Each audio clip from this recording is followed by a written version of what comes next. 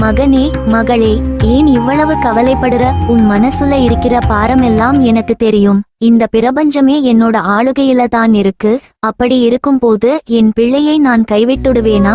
நிமிர்ந்து நில்லு, உன் கூடவே நான் இருக்கேன். நீ போற பாதையில வர்ற முட்களை எல்லாம் நான் மலர்களா மாத்துவேன். கலங்காதே, உன் நம்பிக்கையை மட்டும் என்கிட்ட கொடு. உனக்கு தேவையான நல்லதை நான் நிச்சயம் செய்வேன். போ, தைரியமா உன் வேலையை பார். உன்னை காக்க இந்த அங்காள ஈஸ்வரி நான் இருக்கேன். எந்த பாதையில போறதுன்னு தெரியாம திகைச்சு நிக்கிறியா? உன் கையை பிடிச்சு கூட்டிட்டு போக நான் இருக்கேன். உலகம் உன்னை தப்பா பேசினாலும் உன் தாய் நான் உன்னை தப்பா நினைக்க மாட்டேன். உன் மனசாட்சிக்கு கட்டுப்பட்டு நட, மத்ததை என்கிட்ட விட்டுடு. இந்த அங்காளியை கூப்பிட்ட குரலுக்கு நான் ஓடி வருவேன்.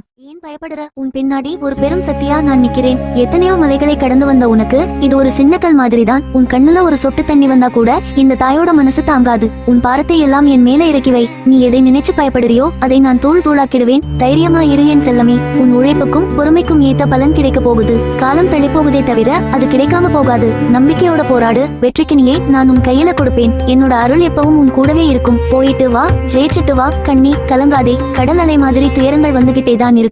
ஆனா அது அத்தனையும் என் காலடியில வந்துதான் போயணும். நீ செஞ்ச தர்மமும் என் மேல நீ வச்சிருக்க பத்தியும் உன்னை ஒரு நாளும் கைவிடாது. இருட்டுக்கு அப்புறம் வெளிச்சம் வர்ற மாதிரி உன் வாழ்க்கையில விடியல் வரப்போகுது. நான் பார்த்துக்கிறேன். நீ நிம்மதியா இரு.